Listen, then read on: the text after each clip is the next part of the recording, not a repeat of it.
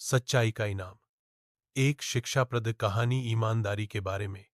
एक छोटे से गांव में अहमद नाम का एक लड़का रहता था। वह बहुत नेक, मेहनती और दूसरों की मदद करने वाला बच्चा था, मगर उसे ईमानदारी का असली मतलब अभी पूरी तरह समझ नहीं आया था। एक दिन वह स्कूल से वापस आ रहा था कि रास्ते में उसे एक पुराना सा बटुआ पर्स जमीन पर पड़ा हुआ मिला। उसने उसे उठाया और देखा कि अंदर बहुत सारे नोट और एक शनाख्ती कार्ड था। उसके दिल में ख्याल आया, काश ये पैसे मेरे होते, मैं अपने लिए नई साइकिल खरीद लेता। मगर फिर एक लम्हे के लिए वो रुका। उसने अपने वालिद की बात याद की, ईमानदारी वो खजाना है जो कभी खत्म नहीं होता।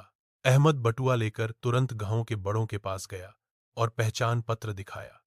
यह बटुआ अकरम चाचा का था, जो कई दिनों से बहुत परेशान थे। जब अहमद ने बटुआ लौटाया, अकरम चाचा की आंखों में आंसू आ गए। बेटा, यह तुमने क्या एहसान किया? यह पैसे तो मेरी बेटी की दवाई के लिए थे।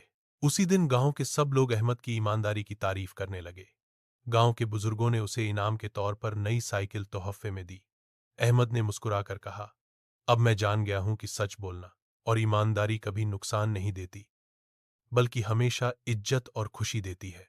यह सबक, ईमानदारी हमेशा सच का रास्ता दिखाती है और सच बोलने वाले दिलों में जगह बना लेते हैं।